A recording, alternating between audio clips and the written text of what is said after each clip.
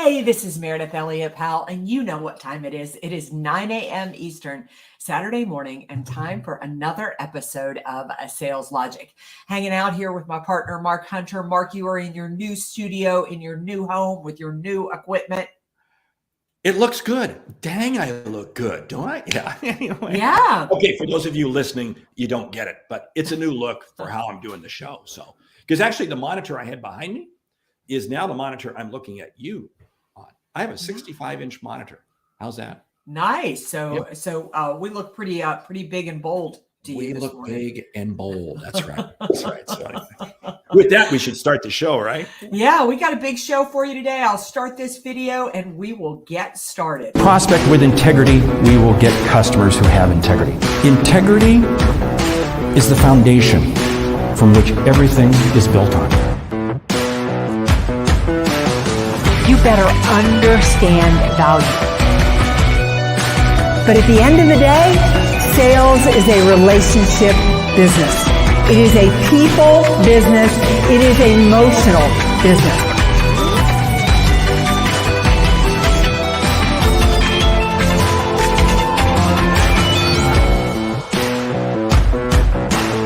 This is Sales Logic.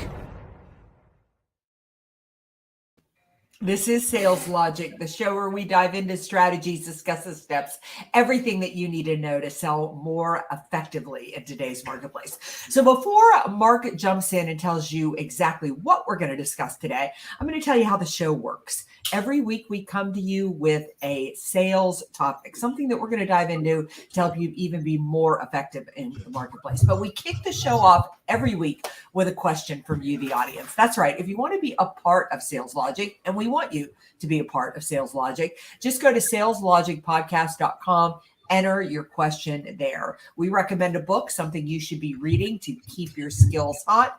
And just so that you get return on investment, we close with a lightning round, something that you can use, ideas you can use to put into place immediately to be even more effective in the marketplace. So Mark, what is hot on our minds this morning? Well, what's hot on our minds, the topic we'll be talking about, how to overcome a sales objection. We talked about this about 6 or 8 months ago, but boy, it sure keeps coming back around. And the question comes from Andy in Seattle. Andy says, how do you deal with an objection when you know there's no way what you have to offer can overcome the issue? Oh, that's interesting. Oh, wow. That's kind of interesting. I wonder what the objection, I really wonder what his specific example could be. The first thing that I'm going to say is I love the fact that you don't think your product or service can solve this problem, because as salespeople, we're just not trying to solve problems that our products and services can solve, but we have to learn to solve problems in general that our customers are having. Like, let's assume that I want to sell a product or service to help a sales team be more effective and more profitable. But the objection is they just don't have enough salespeople. So before they can even think about becoming more efficient and more effective, they need to solve their talent shortage. Well, my product or service doesn't do that, but I may have contacts in the community or strategies that I've heard that some of my other customers are using to solve that problem. So my first response would be solve the problem, even if it's not something your product or service solves. Well, it's interesting. In full disclosure, this was a question that was asked of me this week in an online session I was doing. And the gentleman sells SaaS, software as a service.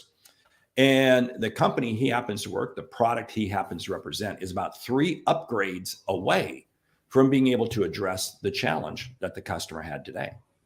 And he said, Mark, we're probably 18 to 24 months away before we can begin to solve that problem. I came back to him. I said, hey, your challenge is to help the customer solve that problem today, but keep your foot in the door, because maybe there's a subset of the service that you offer today that you can embed with them, that they can start using. Help them get to the right solution. What you're going to do is you're going to increase your level of stature, your level of respect with that person long term. And ultimately, when you do get those upgrades, you'll be able to satisfy them. But here's the piece that I challenged him initially with. I said, hey, how do you know that's the issue? How do you know that's a real objection? Have you clarified it? And sheepishly, he said, no, I really haven't. He said, that's your first step. Because when somebody throws out an objection, you first got to ask yourself, is it? So he's actually going back to the customer this week before he starts anything. He's going to go back to that account and really try to challenge them and get them to clarify what is the depth and meaning of that objection, and is it really real? Yeah, I know. I think the other piece is that when somebody has an objection, whether it's something your product or service can solve or not, you need to show a lot of empathy.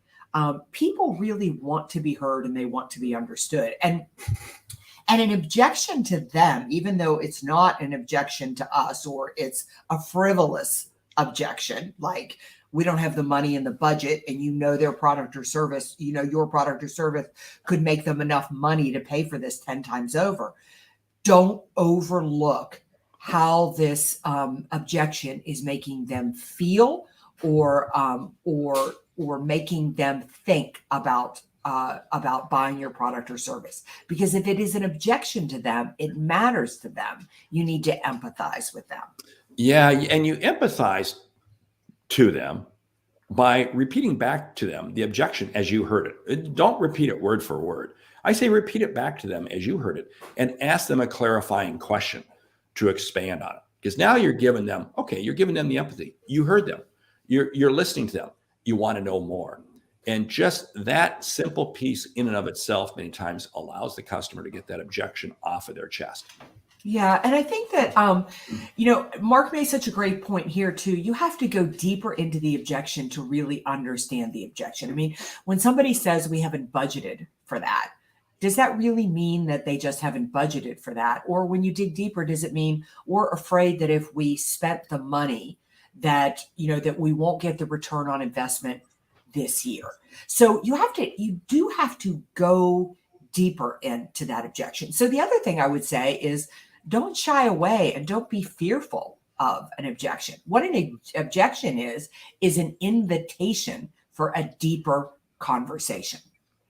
And it says the customer has something to say. Go ahead and let them say it. But I treat an objection as if it was an onion. And you don't eat the outer skin of an onion. You got to peel off layers to get down to the part of an onion. And that is if you choose to eat onions. I mean, I don't know. But anyway, you got to peel away layers. And many times that initial objection is not the objection. I was coaching a person the other day, and she said, "Oh, my customers, they just don't have the money. They don't have the money." No, they have the money. They're just choosing it to spend it elsewhere. Somewhere else. Yeah. Yes. So true. Well, Mark, let me ask you this. Could it be anywhere, if you're like, just take this example from the question this week, could he be focusing on the wrong target market too? Like, if it comes out that that's an actual objection, that what he is selling is 2 or 3 steps ahead or upgrades of where the customer is now, do you need to go back and look at, am I choosing, because part of choosing a target market is choosing need, is choosing that they truly need the product or service that you have. Great point, which comes back to this whole thing that you got to make sure you stay in your lane. Mm-hmm. And, I have a feeling for Andy, he might be drifting a little bit outside his lane. He might be in the right company, but he's dealing with the wrong departments. And Michelle, great comment. Asking clarifying questions help you understand. That's what it is. You've got to be able to drill down deeper and deeper and deeper. Yeah. Yeah, absolutely. But I would say that if I think one of the biggest faults we make as salespeople is that we are there only to use our products or services to solve our customers' problems. And a lot of times we have to help them solve another product or service in order to get to offering our product or service. I remember years ago, I went in and I was looking to sell sales training to a CEO, and it's somebody who had been referred to me. So he wanted sales training. His team wanted sales training. I thought we were kind of there on the word go.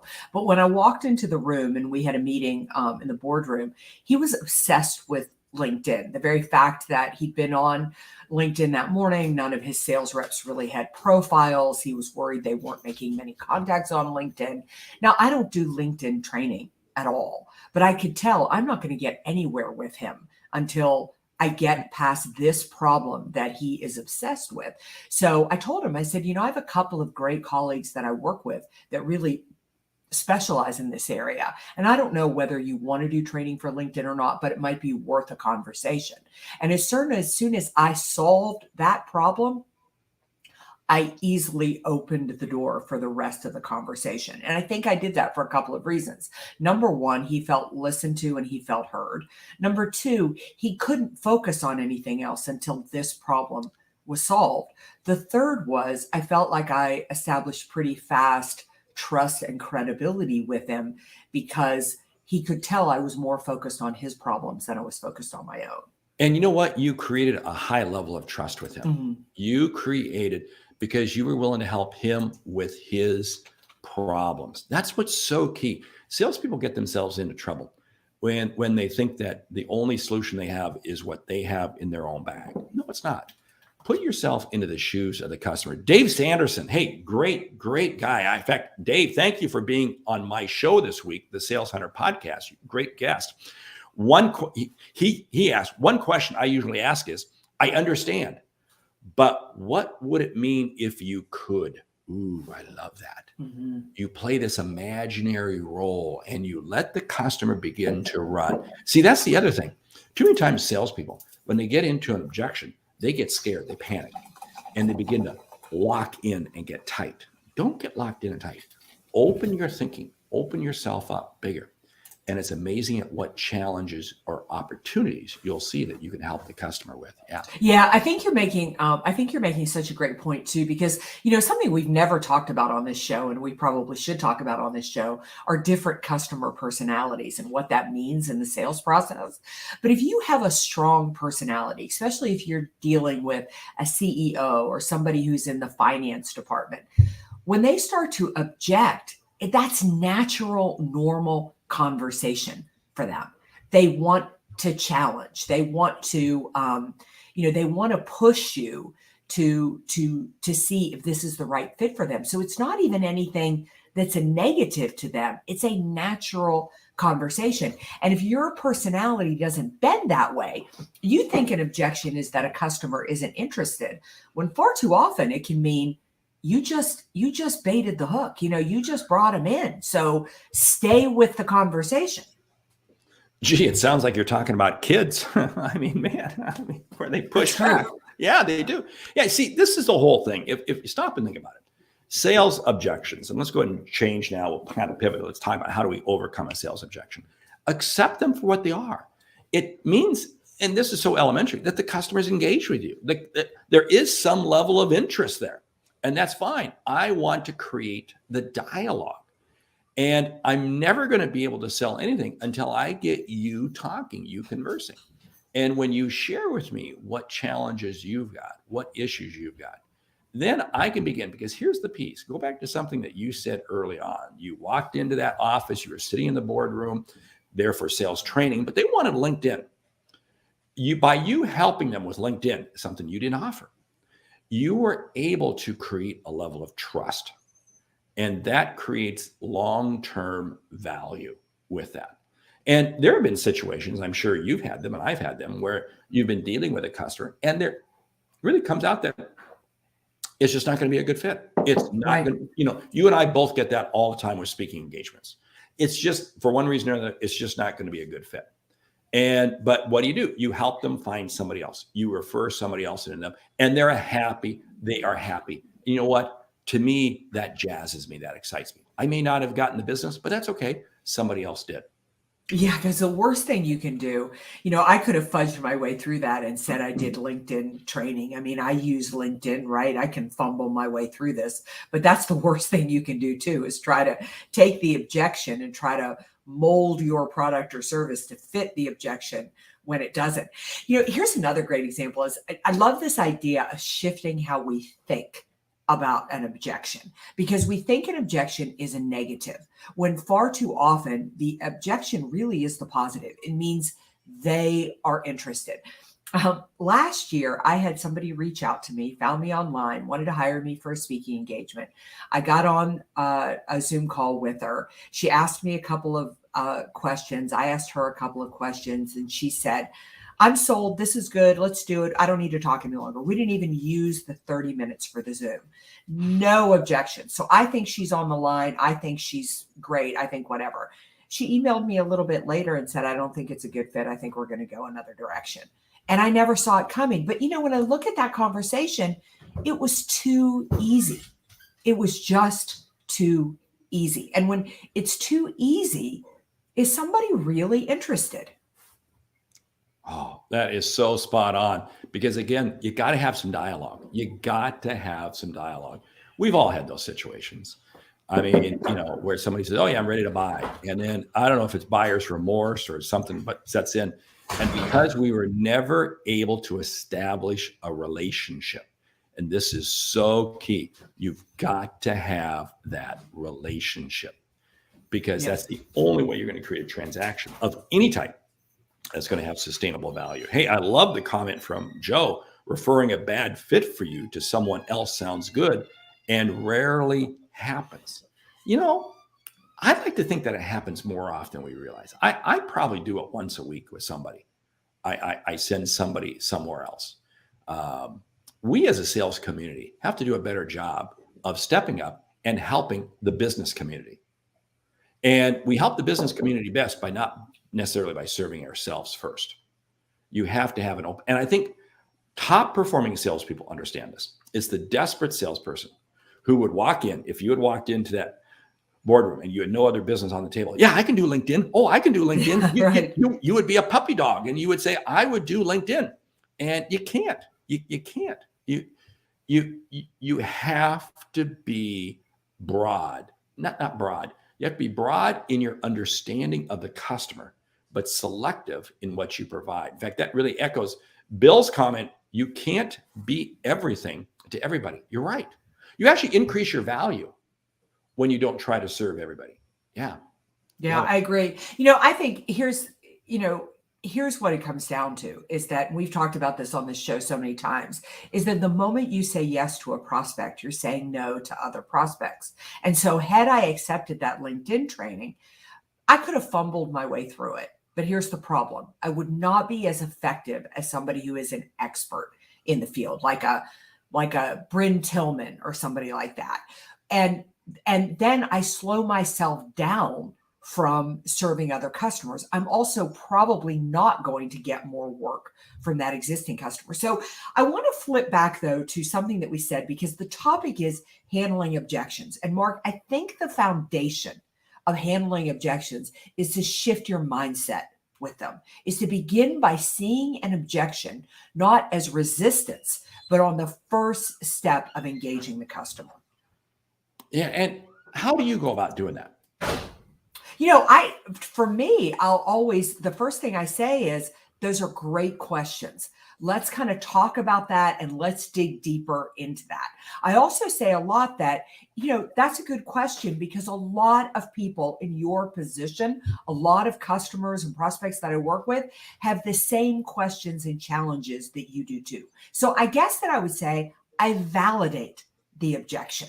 I don't make them feel like having the objection is wrong or it's odd or it's obscure. I welcome the objection. But on the backside of that, I'm prepared for it. I know the objections that are most likely going to come. And you need to know that. Not that you'll know all of them, but you need to know that. You brought up a good point with that statement that you make. I call that a confidence statement. When somebody raises an objection, I like saying, I've had other clients that have raised that same issue and I've been able to help them through that, because that gives them a little bit of confidence that this isn't your first rodeo. You've been there. You've done that. You are helping them with it. Boy, the chat board is going nuts this morning. It's crazy. I love it. If we don't get your comment up on the screen, we are seeing it. We just can't get everybody's comments up. But this comes back to this whole issue of Objections. Now, here's the question. I'm going to pose this hypothetical question. Can you close a sale with an objection still on the table? Absolutely, you can close. Oh, a I sale love with- that answer. with an You objection. win the prize. You win the prize. With an objection on the table. In fact, more often than not, that's part of the sales job, is to navigate them through the objections. Part of having objections too is I just haven't proven the value, and I've got to get the value up to the top, that the return on investment they're going to get from buying the product is higher than the objection that then they've got. Like, I just had one last week. 2 years this group hasn't gotten together in person. They're getting together in person. They're really nervous about providing the value. And when they had looked at my stuff, they were worried about, will I be too motivating? Will it just be, they wanted more concrete tactics. And we sort of had to walk through everything that they would get. Their objections made a lot of sense, and it led to a robust conversation. Mark, I got to comment on Mark Bregman's comment here, because I think it is so good. Reverse roles. Would you like to have someone force their solution on you that may not be the best fit? Wow, put yourself in the customer's shoes. If you are not right for that job, you put somebody else into it. I just have to say, every person who has the first name of Mark is really a smart person. Yeah, it's very smart. You see, now this is what's so interesting about what Mark is saying. You've got to understand that customers, I hate this concept. Customers want to buy. No, they don't want to buy. They want to invest. They want to invest because what they're looking for is a return on investment. And is the value proposition we're putting on the table big enough for them to say, okay, this is worth the investment I'm going to make? And if they have objections out there, you've got to understand, where does that objection come into play? Wow, the chat board continues to light up heavy, but man, we should probably move along. But let's throw a couple more comments in there. What else do you want to add on how to overcome a sales objection? I love this. Before anything you offer to someone, you have to create an emotional connection. Trust with that person. Otherwise, you're just wasting your time. So true. Like, let's go back to this example of me and LinkedIn. I could have pushed him and sold that LinkedIn, but by being willing to solve the problem with somebody else, I built a trust. I still work for that client 2 years later. I coach a significant number of his sales team. I do a sales training at least once a year. And had I not bothered with trust first, I don't believe I would be getting all that other opportunity. And you know what? If you had tried to work your way through the LinkedIn stuff, they would have seen you as a LinkedIn trainer. Mm-hmm. That's what they would have seen. And a bad one, let me say. Wow. Okay. Meridith said that. I didn't. But what this means is you have to understand that you can't go into situations desperate. And again, I see too many salespeople. This is where false claims are made, false assumptions are made. I was talking to a gentleman the other day who is in the customer success department for his company. Customer success. In other words, they onboard customers. And I said, what is it like when you have one of the salespeople who have made claims that you can't deliver on? He says, I hate it. I hate it. And it sets us up for a major, major issue right from the get-go. And he says, you know why it is because they're trying to force the product into companies that really shouldn't have the product. You see, there was a sales objection and they thought they could just fly over the top of it and promise the moon. And guess what? Crashed and burned. Boy, Eric's got a great comment. Yeah. Go ahead and dive into it. He says, my favorite is, I need to think about it. I say, great. Do you need 2 to 3 months or 2 to 3 days? Because it comes down to 3 things. So you might as well do it today. Do you want to do business with me? 2, do you believe the product will work? 3, is this a company that you believe in and we stand by our product? Wow, that's a lot to chew on right there. But break those apart. And I love that line. Hey, do you need to think about it? Do you need 2 or 3 months or 2 or 3 days? That's kind of an interesting one. I kind of like that. That could be very interesting in some unique situations where I've got personalities have come through. on that. I love that. And somewhere where you've established the trust. The thing that I love about what Eric says here is he's coming from a place of confidence, and he's not going to waste his time if it's somebody who's giving you that passive line. I mean, that's the other thing about a sales objection too. You need to realize, is it a sales objection or is it a sales excuse? Because if it's a sales excuse, you need to move on. I mean, you know, if they have no thought of putting it in their budget, if you're talking to somebody who's too afraid to go to management and ask for something, I mean, you need to pay attention to that, because when you say yes to this prospect, you are not making other sales calls. I'm smelling the title of an upcoming episode. Yeah, that's great. Excuses. Yeah, I love that. I love it. Hey, wow, time is slipping by. We need to jump into the book. So the book, you know, because now that I got my bookshelves behind me, of course, all the books are still on the floor, but hey, the book this week is Objections. I guess that'd be appropriate, right? I think so. Jeb Blunt. Now, we did talk about this book about a year ago, and I guess the foreword was written by me, so it must be pretty good. But anyway, Jeb is an awesome author. And in this book, he breaks down time and time again strategies to overcome objections. So, you know, I don't know if you got some thoughts on this. I love this book. I mean, I love Jeb. I mean, I think that Jeb is probably one of the most prolific authors out there. And what I love about the books that he writes is that they're always very direct and focused. And this one is direct and focused on exactly objections, a topic which is not written about a lot, you know. So if your team is having challenges with objections, if they're having challenges with not being able to get the deal to close, this is a great book to dive in. And don't miss the foreword written by Mark Hunter. Yeah. And let's see, he spends as much time writing books as you do playing tennis or playing golf. True. That's which why means it's 24/7. Yeah. That's why he is Jeb Blunt. That's right. Hey, lightning round. Top 10 ways to deal with a sales objection. Go. Number 1, listen to it. Pay attention to it. Do not fear it. 2, repeat back to them as you heard it and in your own words, and ask them a qualifying question on it to go deeper. Do not see it as resistance. See it as engagement. Never accept the objection that you initially hear as the objection. It's always something down. So you got to be willing to probe down deeper. I would say that look for opportunities to solve the objection, whether it has to do with your product or service or not. Don't be alarmed by it. The worst thing you can do is sit there and be freaked out by it, be upset. And you do that by saying, hey, I've heard the same thing from other customers. I'm used to handling this. This is what we've done with other clients. Give them a confirming statement. Validate the objection. Make them feel good about the fact that they have brought the objection up. Don't hesitate to sit there and say, is this the objection we need to overcome?